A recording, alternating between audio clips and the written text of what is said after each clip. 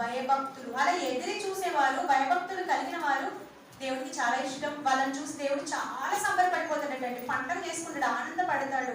అలా కనిపెట్టిన స్త్రీ ఎవరు అంటే ఒక స్త్రీ ఉంది. ఎవరా స్త్రీ? అన్న.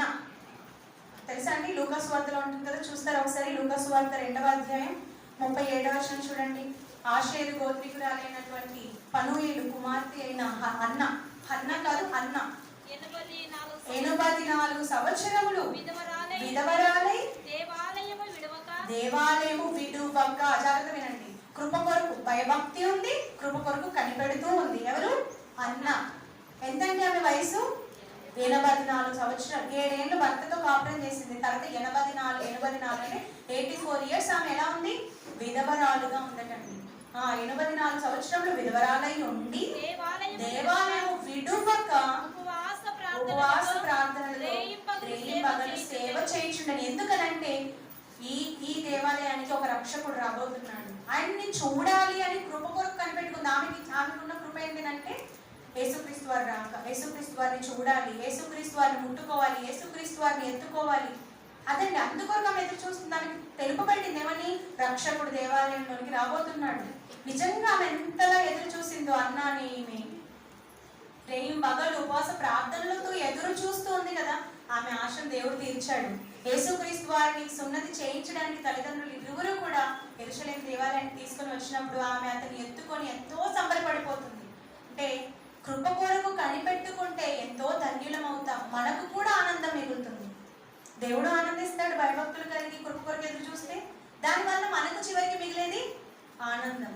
కనుక దేవుని పనిలో మన జన్మ ఎందుకు జరిగింది అని అంటే ఆయన యొక్క సత్కార్యాలు ఈరోజు మనం చెయ్యాలి అని మనల్ని ఈరోజు తండ్రుల గర్భాలు దాటుకుంటూ తల్లి గర్భం నుండి భూమి మీదకి ఆడ జన్మగా లేదా ఆడవారిగా స్త్రీలింగంలో మనల్ని పుట్టించాడు.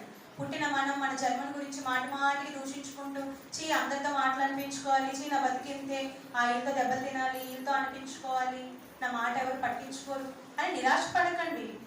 సహనం కలిగి ఉంటే ఏదో ఒక రోజు నేర్చుకుంటే మిమ్మల్ని ఎవరైతే నిందించారో, మిమ్మల్ని ఎవరైతే చులకనగా చూసారో వారే మిమ్మల్ని మెచ్చుకునే స్థాయికి దేవుడు మనల్ని తీసుకొని వెళ్తాడు. అందుకే అంటాడు తిమోతి గారికి 2వ పత్రికను రాస్తూ అపోస్తలుడైన పౌలు గారు చివరి మాట చూసుకుందామండి. తిమోతి గారికి రాసిన 2వ పత్రిక 2వ అధ్యాయం 21వ వచనంలో ప్రతి సత్కార్యము, చదవండి మాట, ప్రతి సత్కార్యమునకు సిద్ధపరచబడి ఎందుకంటే యజమానుడు వాడుకొను అని అంటాడు. చూడండి, ఎవరైనా వీటిలో చేరక తను తాను పవిత్రపరచుకొని ఎడల అందం మోసకరం, సౌందర్యం వ్యర్థం, దానిలో చేరకుండా నువ్వు కాపాడుకుంటున్నావా? దేవుడు నీకు ఇచ్చిన బాధ్యతను గుర్తించి దేవుని సంకల్పంలో జీవించాలనుకుంటున్నావా? అయితే నువ్వు పరిశుద్ధపరచుకుంటే ఏమంటున్నాడు? యజమానుడు వాడుకొను అర్హమై ప్రతి సత్కార్యములకు సిద్ధపరచబడి ఘనత నిమిత్తమైన పాత్ర అయి ఉండును. మనం ఘనత నిమిత్తమైన పాత్రలుగా కనబడాలి, మనకు ఘనత రావాలి, మనల్ని కొనియాడాలి, మనల్ని మెచ్చుకోవాలి అంటే స్త్రీ జన్మకు సార్థకత ఎప్పుడు లభిస్తుందంటే యజమానుడు. మన యజమానుడు ఎవరు? తండ్రి అయిన దేవుడు మనల్ని చేశాడు కదా. బలహీన ఘటాలను మనం అనుకుంటున్నాం కదా, కానీ బలహీన ఘటమైనప్పటికీ దేవుడు మనల్ని వాడుకుంటాడట. ఎప్పుడంటే మనల్ని మనం పవిత్రపరుచుకున్నప్పుడు. ప్రతి సత్కార్యము చేయబూనుకుంటే మరలా సత్కార్యాలు వచ్చి చూసారండి. ఎక్కడికి వెళ్ళినా బైబిల్ అంతా ఒకటే భాగం కాబట్టి మరలా ఇప్పుడు కూడా సత్కార్యాలు, వాక్య సంబంధమైన పనులు, వాక్యం నేర్చుకోండి, వాక్యం చెప్పండి, వాక్య ప్రకారంగా చెయ్యండి. ఇక్కడ మీకు ఏదైతే బోధిస్తున్నారో దాన్ని చేయడానికి ప్రయత్నించండి. ఇలా చేసినప్పుడే మన జన్మకు సార్థకత మిగులుతుంది. లేదనుకోండి, సుఖభోగముల యందు బ్రతుకున్నది బ్రతికిన చచ్చిన దానిలో సమానం. కనుక చచ్చిన వారిగా, అపవాది సంబంధులుగా మనం ఉండకూడదు.